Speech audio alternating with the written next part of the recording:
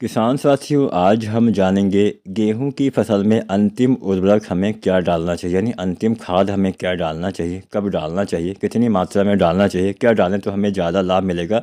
आज की वीडियो में हम इसी विषय पे चर्चा करेंगे। तो आज की हमारी पूरी वीडियो किसान भाइयों अवश्य देखिएगा। और जो भी आपके मन में सवाल हो, शंका हो, कोई भी आपको जानकारी नहीं पता है, उसके बारे में आपको जानकारी चाहिए, तो आप चैनल पे नीचे मतलब वीडियो के नीचे आप कमेंट भी कर सकते हैं और वीडियो को लाइक भी करिए और चैनल को सब्सक्राइब भी करिए। तो चलिए जानते हैं अंतिम खाद हमें क्या देनी चाहिए। अब यहाँ पे हम खादों का इस्तेमाल दो तरह से करते हैं।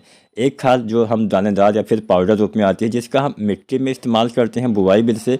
दूसरा तरीका होता है स्प्रे विधि से, फोलियर स्प्रे से हम डालते हैं, जिससे पत्तियों के ऊपर हम छिड़काव करते हैं। तो सबसे पहले हम अंतिम उर्वरक जो हम मिट्टी में इस्तेमाल करते हैं उसके बारे में जानेंगे। उसके बाद जानेंगे अंतिम स्प्रे हमें क्या करना चाहिए।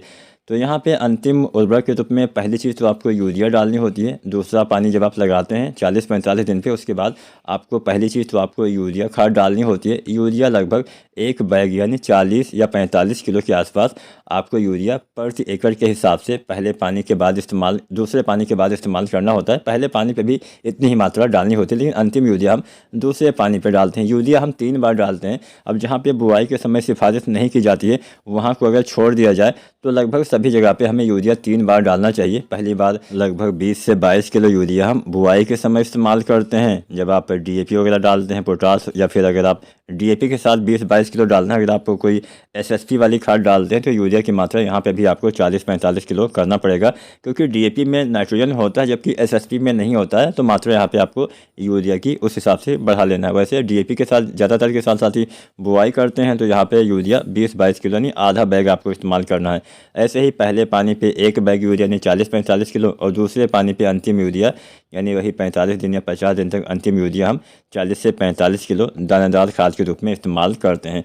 अब इस अवस्था में अगर आपने अभी तक मतलब आपकी फसल अभी दूसरा पानी आप लगाने वाले हैं, अंतिम यूरिया डालने वाले हैं, इस अवस्था तक अगर आपने पोटास न डाला हो तो पोटास भी आप 20-25 किलो डाल सकते हैं। पोटास की कमी से बालियाँ छोटी पतली कमज़ोर रह जाती हैं, दाने का भराव सही से नहीं होता है। तो पोटास भी आप चाहें तो डाल सकते हैं। अगर आपने न डाला हो तो, डाला है तो कोई बात नहीं।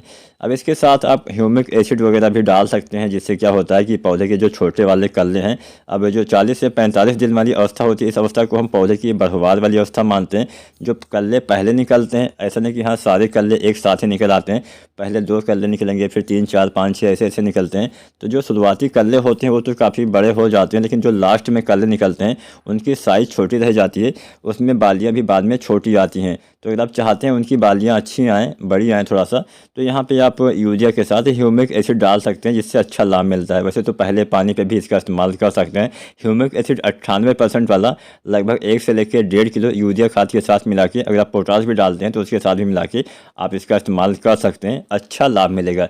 ये तो बात होगी दानेदार वाली खाद। 50 दिन के अंदर दानेदार वाली सभी खादें आपको गेहूँ में डाल देना। इसके बाद हम कोई भी चीज़ मिट्टी में इस्तेमाल नहीं करेंगे। जो भी हम डालेंगे उसका हम स्प्रे विधि से प्रयोग करेंगे। तो स्प्रे की अगर बात की जाए तो 2-3 खादें हम इस्तेमाल करते हैं। पहले तो आपको इस्तेमाल करना है बालियाँ निकलने से पहले NPK 052-34। इसमें 52% फास्फोरस, 34% पोटेशियम पाया जाता है। इसके इस्तेमाल से बालियों की साइज बढ़ती है, लंबाई मोटाई बढ़ती है, दाने अच्छे आते हैं, बाद में दाने का भराव भी सही से होता है। तो 1 से 1.5 किलो यह NPK बालियाँ निकलने से पहले गबोर्ड अवस्था में डालना होता है। इसके साथ डालिए बोरोन। जो बोरोन आता है 20% वाला, 100 ग्राम या 125 ग्राम मात्रा प्रति एकड़ के हिसाब से जब आप 052-34 डालते हैं, अलग अलग घोल बना के एक साथ आप इस्तेमाल करेंगे तो बहुत ही अच्छा लाभ मिलता है। इससे क्या होता है कि परागण सही से होता है, जिससे आपके जो गेहूं की फसल है उसमें दाने का भराव सही से हो पाता है। ये तो हो गया बालियाँ निकलने से पहले वाले खाद। इसके बाद में बालियाँ निकलने के बाद आपको अंतिम अगर आप डालना चाहते हैं तो 0-0-50 डाल सकते हैं NPK। अब इसमें 50% पोटेशियम, 17.5% सल्फर पाया जाता है। इसका काम क्या होता है, अभी तक आपके पौधे में जितना भी भोजन बना हुआ होता है वो कुछ भोजन हमारे पौधे अपने अंदर स्टोर करके भी रखते हैं। तो स्टोर वाला सारा भोजन आपके दाने तक भेज देता है, जिससे दाने में चमक आती है, दाने का वजन बढ़ता है, दाने में अच्छे से ग्रोथ होती है।